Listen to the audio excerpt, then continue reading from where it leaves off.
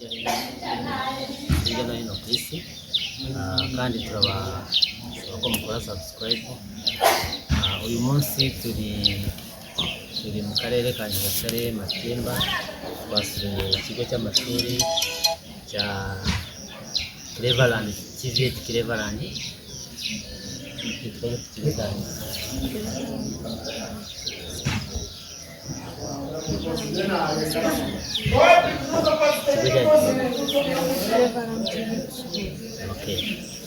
mwabyumvise ni ikigo cyiza nk'uko muza kukibona.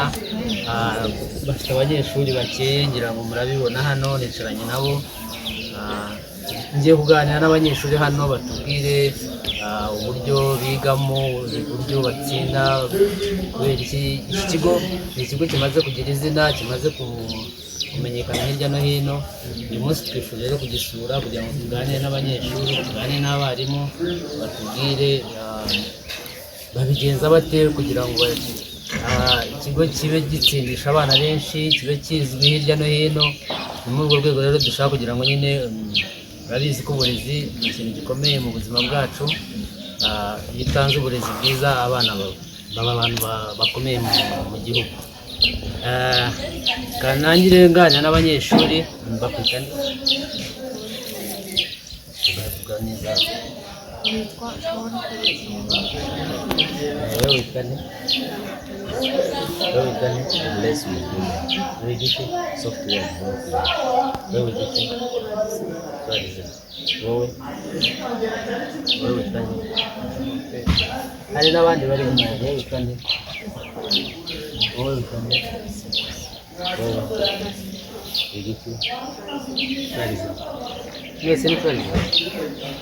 Ende uretse wowe? Wowe wigishe? Wowe witwa nde? Ngiye kubabaza ibibazo bitandukanye, ngira ngo badusobanure neza. Biga bate, bagenza batemeze kugira ngo ikigo cyabo kibe kiri mu bigo bikomeye mu Rwanda hano bya TVET. Biga mu kangahe? Hano abari revo zingahe? Eshatu. Ubwo uri mu yanyuma level 1 niyo ndetse hatanya level 1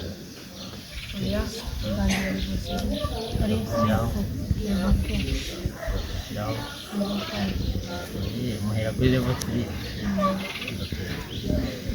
Niki cyatumye uza kubera ishuri?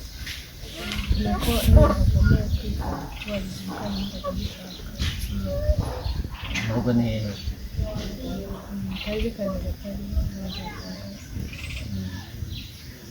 Nta handi se uzi bigisha twarize? Ahandi ntabwo nzi, ariko kubera ko ari hafi iwacu. Uriga neza se kumva biragerageza. Wowe mu rugo ni hehe? Hano iki kigo wakigiwe neza?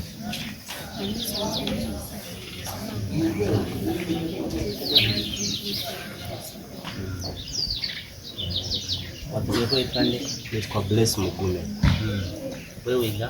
Niga software development cyangwa se ikoranabuhanga. Uri muri level kangahe? Abandi bambwiye level 3. Niga level 5.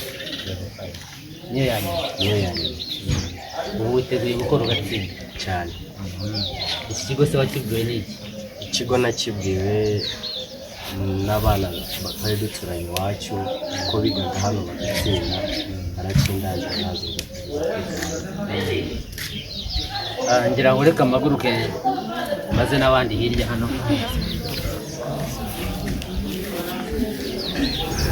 Wewe witwa nde? Iradukunda rero. Biga mu rugo ni hehe?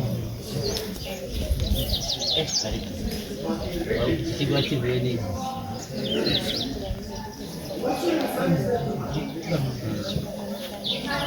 Ababyeyi banjye barakubwira nta kibazo.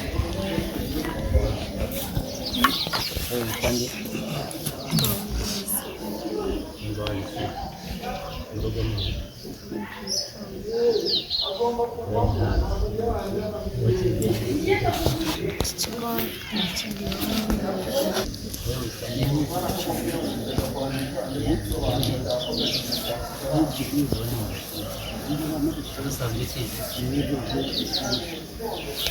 utangiye hanze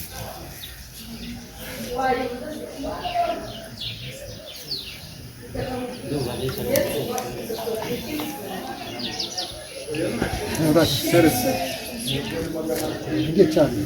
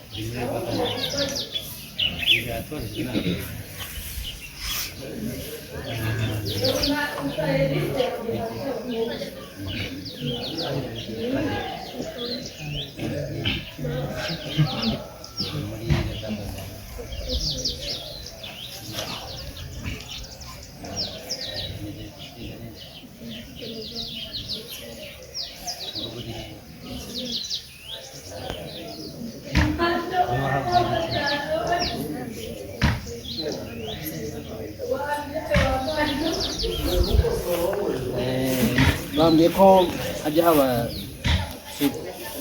bande bazigiyemo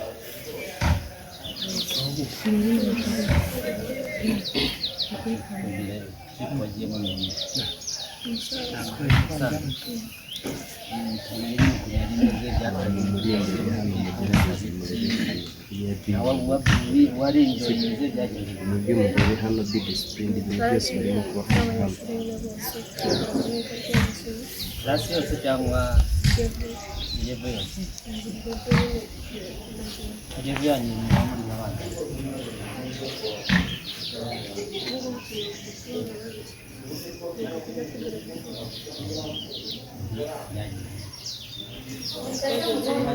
bw'iki kugira ngo mujye muri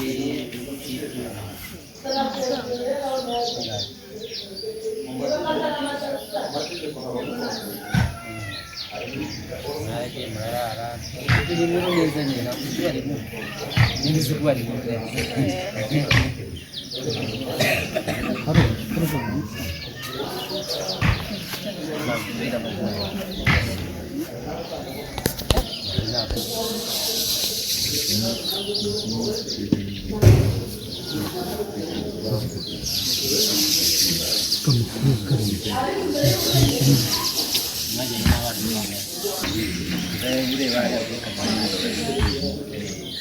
nawe uri muri rebo nawe wagiye muri ibijyanye n'imibereho hano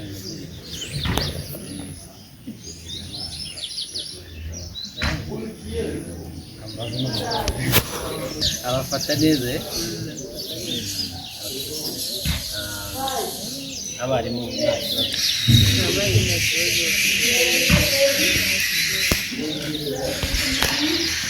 zamurira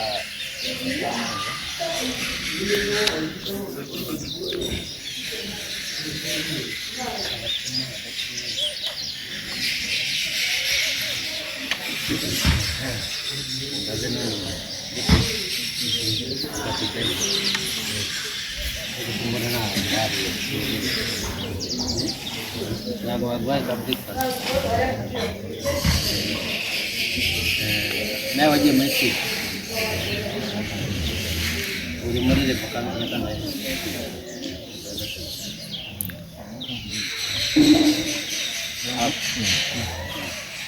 yari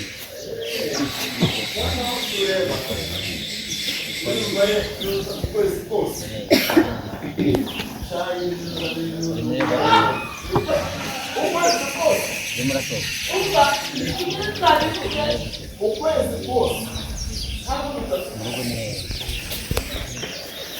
Kigali ko hari amashuri menshi kuko waje nanga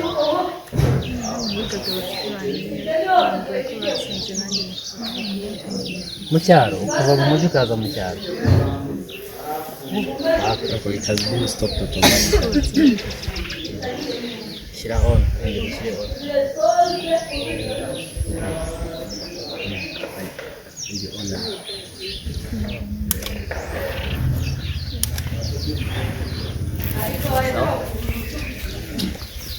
tubwira ukuntu wavuye mu mujyi ukaza mu cyaro n'ahangaha hakunze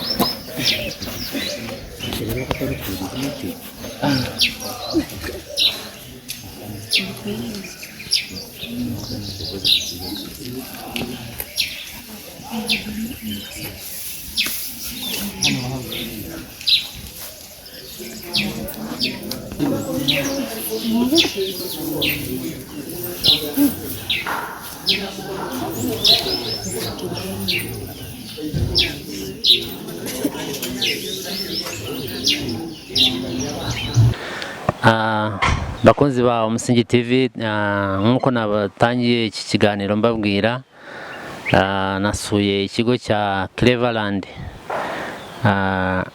TVET, naganiye n'abanyeshuri, naganiye n'abarimu, nashaka kugira ngo nganire n'umuyobozi w'ikigo atubwire gahunda z'iki kigo, atubwire kuko iki ni ikigo kimaze kugira izina, ese ibanga ni irihe kugira ngo babe bafite abanyeshuri benshi, ikigo cyabo kibe kizwi. Natinze rero reka muhe mikoro abanza nabibwire. Mwiriwe neza. Wakwibwira abadukurikiye? Nitwa Nkurikiye Jonas, abandi school manager cyangwa se director wa Cleverland TSS Matimba Nyagatare. Ntabwo kiri TVET ni TSS? Yes, habaye mu change, nukuvuga ngo icyahoze cyitwa TVET basanze yuko kibigomba kwitwa TSS. Impamvu yabyo ni ukugira ngo dushiremo technical secondary school. Naho ubundi yari TVET, wenda rimwe na rimwe ugasanga abenshi hakabamo confusion y'amyuga kandi ibyo atari byo. Yes. Uyu munsi rero naje gusura ikigo cyanyu, nari maze iminsi numva bakivuga ikigo gitsindisha abanyeshuri benshi, ngize amahirwe nsanze uzanye na madiplome. Abana batsinze ku rugero rungana gute? Batsinze kuvuga ngo twatsindishije ku rugero rwiza rushimishije. Twari dufite abakandida 120, ubwo hatsinze 119. Umwe nawe yabaye umurwayi, n'uyu munsi ari Kanombe, yafashwe buca dutangira ikizamini. Arumva ko ikigo twaratsindishije 100%, kandi mu matrade yose atandukanye ko ari 3. Trade ni section, kuvuga ngo dufite trade ya tourism, tukagira trade ya accounting, tukagira trade ya software development. Abo bose abana baratsinze. Ikigo cyanyu rero kiri mu bigo bikomeye, wabwira abantu ibanga ni irihe kugira ngo mubone abanyeshuri kugira ngo batsinde? Ibanga ni irihe?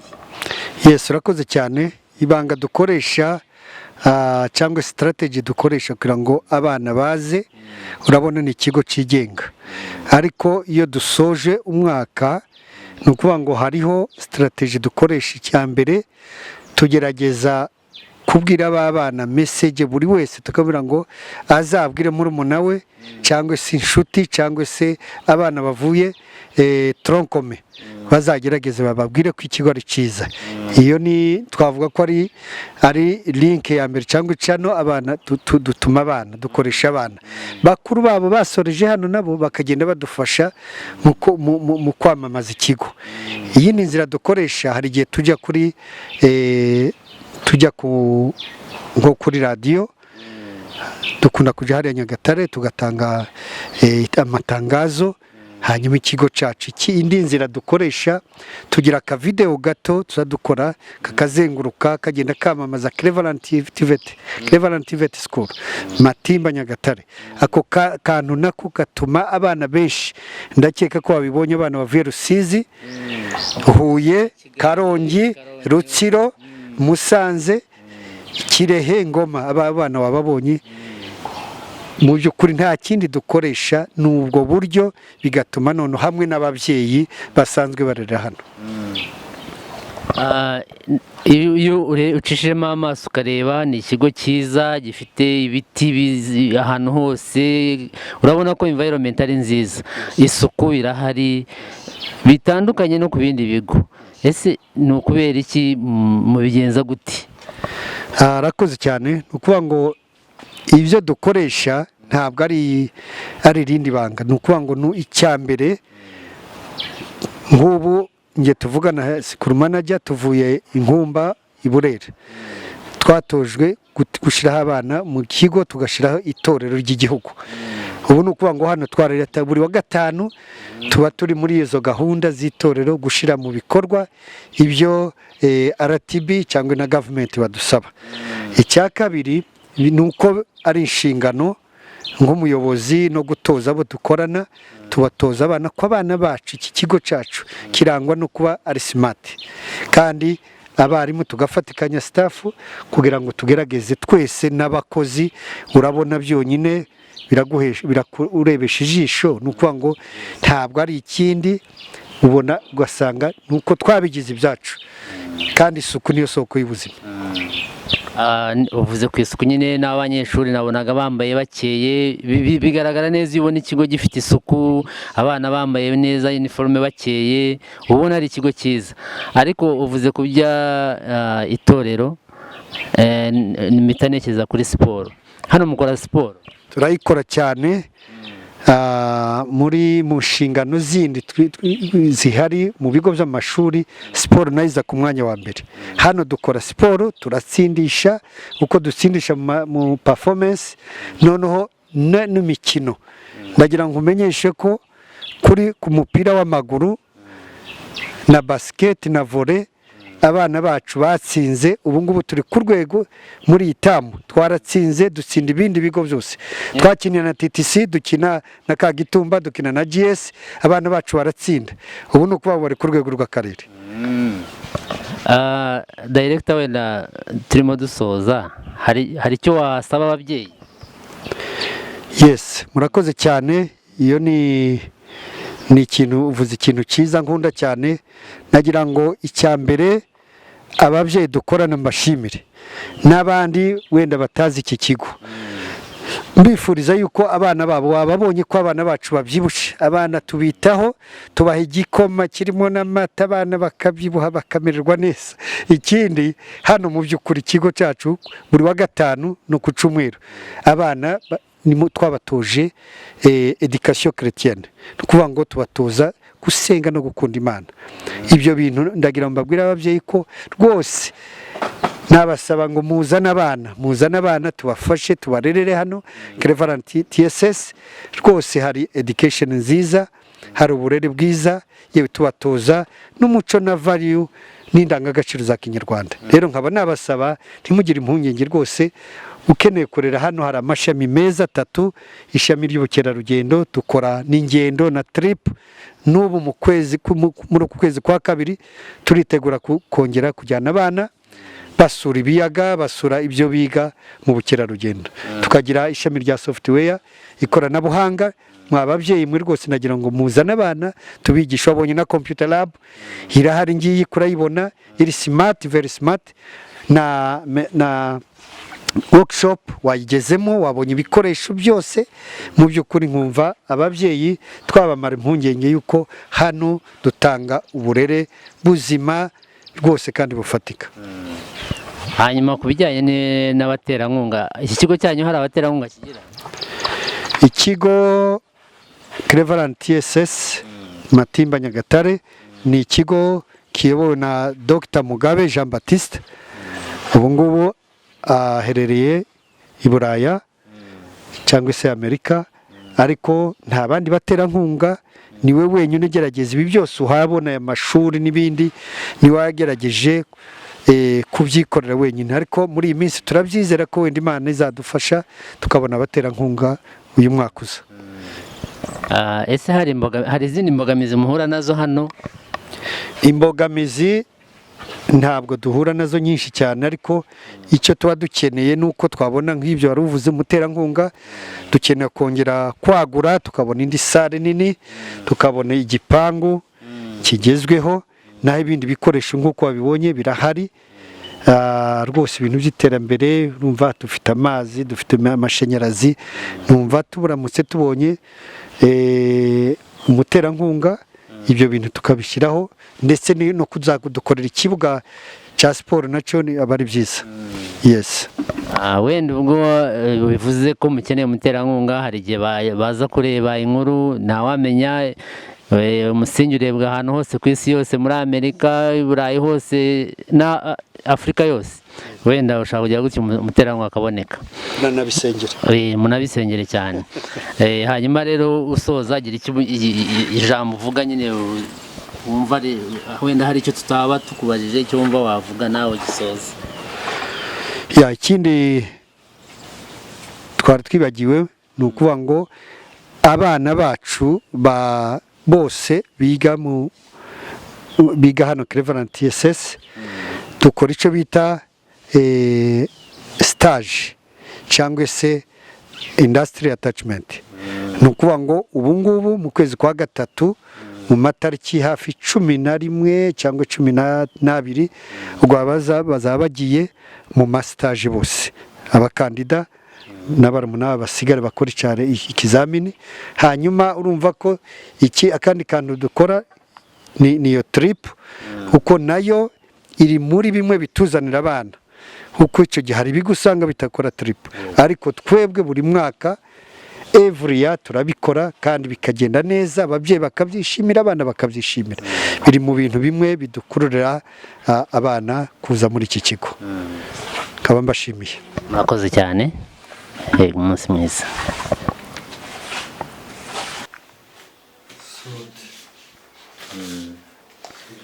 Noneho tubwire izo diplome tubonye uzizanye uzikuye hehe, byari byagenze gute mbese? Murakoze cyane. Twari tuvuye kuri NESA gufata diplome z'abanyeshuri batsinze umwaka ushize 2023, kuba ngo ikigo cyose twaratsindishije. Ubu izi diplome ubona ni diplome 119, ikigo cyose abana baratsinze. So mu by'ukuri turabishimira Imana kuko twashizeho effort y'imyigire. Ni ukuvuga ngo aha ni amatrade atatu tugira muri Cleverland TVET School. Dufite ishami rya software development, tukagira ishami rya accounting, tukagira ishami rya tourism. Ko rero ni ukuvuga ngo hano abana baratsindisha, abana baratsinda rwose ku bwinshi. Nabwo bose abakoze baratsinze. Habuze umwana wari urwaye aja muri koma, umwana w'umukobwa n'uyu munsi aracarimo amasonde za Kanombe. Turamusengera ngo nawe Imana izamucira inzira, azakire uyu mwaka aze. So rwose n'ubwa tuvuyeyo twaraye twishime cyane, niyo ubu tutegereje ko aba bana bahabwa za diplome baje kuzifata. Murazibaho uyu munsi? Uyu munsi, guhera uyu munsi ubona uko ngo tuba twabyanditse kuri mwatanze amatangazo kuri WhatsApp, kuko bafite groupe zabo by trade. Yes. Okay, sawa. Naho kuri telefone ibice byataye cyane ndabikesha neza cyane. Iyanjye ifata neza cyane rwose,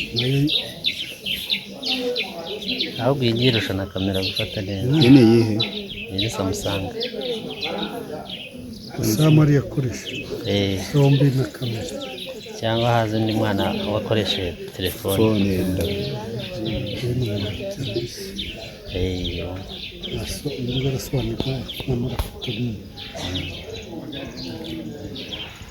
umutica azi imbere agasobanura ibyo tourism, sibyo?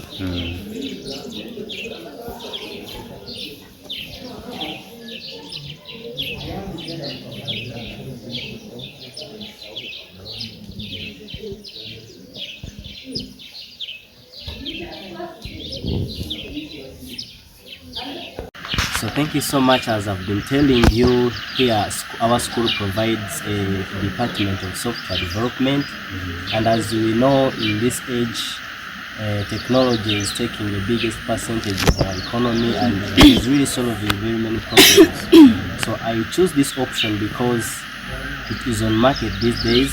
As you have seen, artificial intelligence is a product of software development.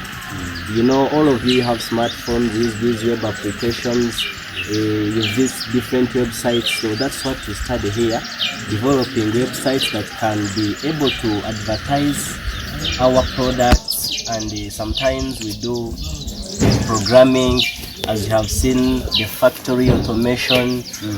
All that we study it here at Cleverland TSS Matimba.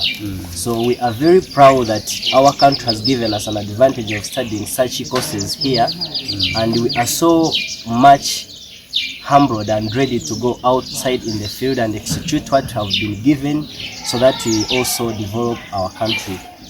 Concerning software development, and we have a desire to raise the technology onto another level, because what we have been given is really good and enough, fitting our generation and our times. So we are so much proud of our school and our country and our leaders. Yeah. You said you study what? Software development. Software development. Yeah. Dear parents out there, you've heard the guy saying it's very good at the software development. Please bring the children here and they study software development, right? Yeah. On my left, I have a hole. What's your name? Fiona? Yes. Nasek. You come from where? I come from Chicago. Oh. Okay. Which level are you? I'm in level 5 tourism. Tourism. Can you tell us about tourism? Why do you choose tourism? Okay, tourism always with the movement of people from one place to another, ranging between 24 hours and 1 year. And as I told you, I'm in local tourism, and I'm very proud to study tourism because there is a lot of opportunities involved, most especially when you go out to outside world. You can do anything. For example, I can become a driver guide or work at the reception area. So I'm really proud in studying tourism. Can you encourage other students to join tourism courses? Yes, I encourage everyone out there to join tourism course because, as I said, it all deals with the movement of people, and there are a lot of opportunities, most especially when it comes to outside world. So feel free to come and join. Before joining tourism, there were other options. Why did you choose tourism? I loved it, and another. You had information about it before? Yes, from my friends, from my family. So I loved it, and as I said, there are a lot of opportunities. So you expect to get a job after here? Yes. No.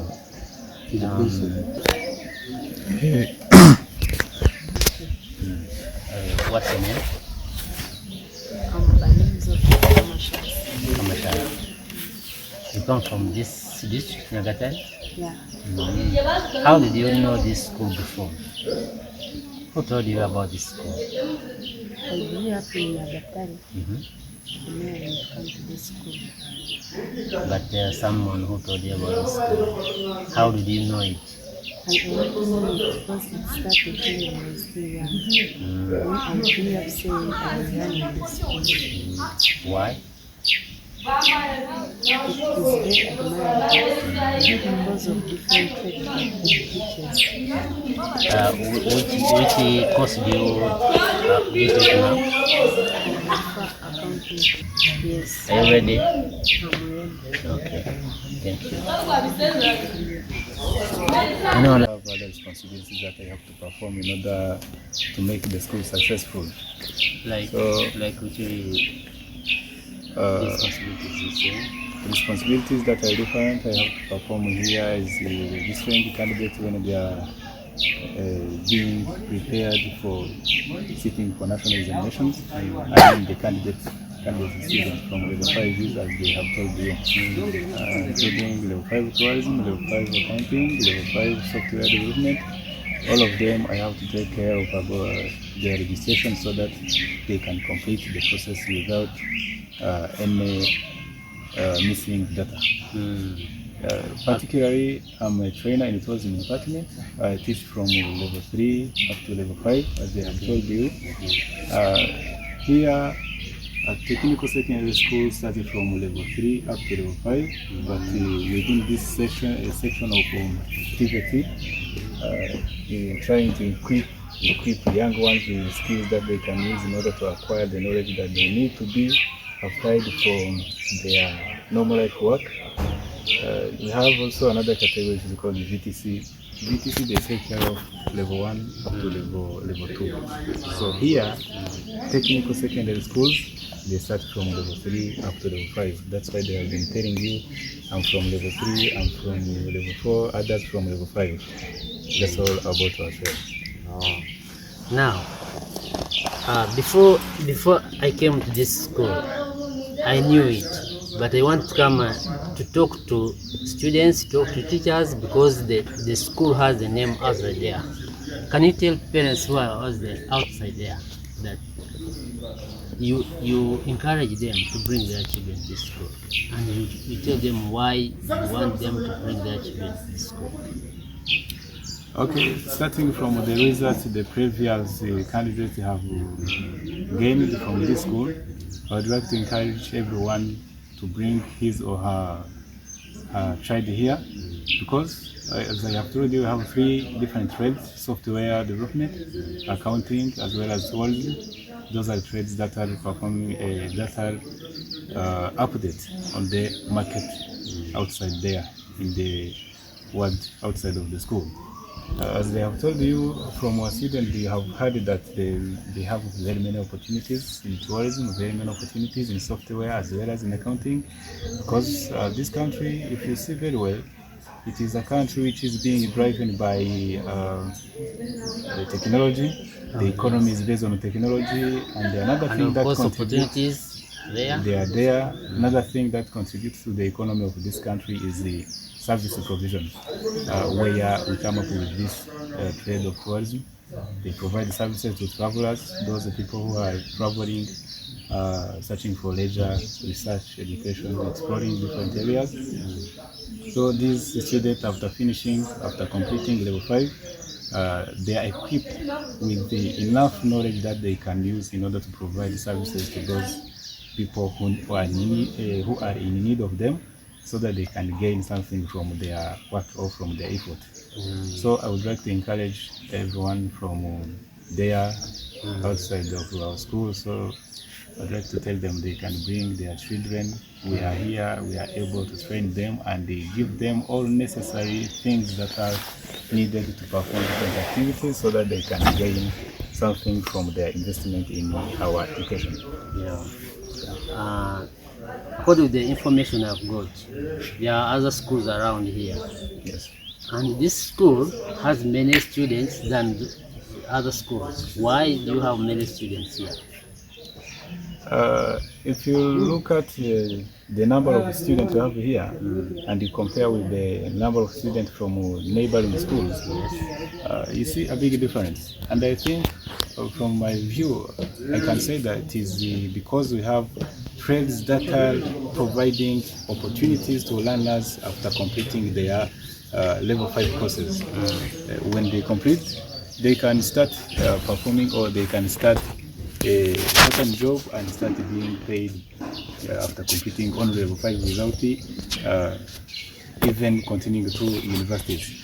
That is number one. Another thing that I can talk about, maybe the parents from there, they are aware about the results that the previous candidates or the previous learners got from this school, so that they can think if they bring their students here, if they bring their children here, they can even perform to the best, so that they can live for themselves without depending on other people outside of the school. As concluding, what challenges do you meet? Because you told me how many responsibilities at this school. What challenges do you meet? Challenges, they are not very many, but most of the time let me talk about this kind of training, different runners from different backgrounds, to accommodate them and try to convince them something so that they can understand the thing that you are talking to them on the same level. You want to talk about discipline, what? Yeah, I mean discipline. Yes. Because they are coming from different backgrounds. They have different thoughts, so they cannot get each and everything in the same way. Most of the time, it requires more effort in order to consolidate them so that they can take care of their studies as they planned. Yeah. Thank you, Mr. Thank you very much. Mr. who? Mr. Benjamin. Benjamin. Yes. Thank you, Mr. Benjamin. Thank you very much. Okay, you're welcome.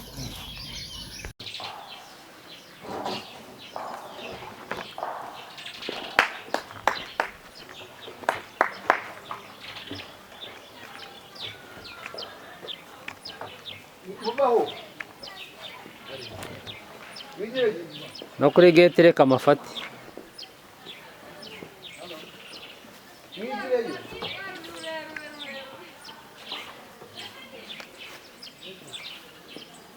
Hano ni sawa, uzi kugaragara neza hano.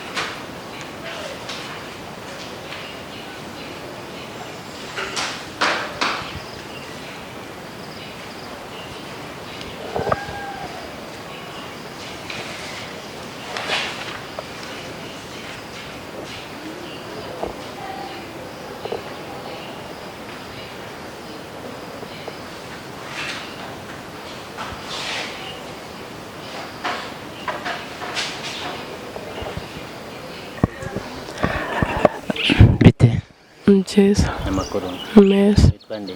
Mutamba we. Mu rugo ni he? Nyagatare. Nyagatare. Hano se wahabwiwe n'iki? Njye nabonye bacyamamaza nyine kuri televiziyo, nabonaga ari ikigo cyiza. Gifite iterambere. Bituma nza. Ndiga neza nta kibazo? Ndiga neza cyane. Wowe harya twavuganye? Aya. Witwa nde? Nyangoma Nadine. Mu rugo ni he? Mu rugo ni Rusizi Kamembe.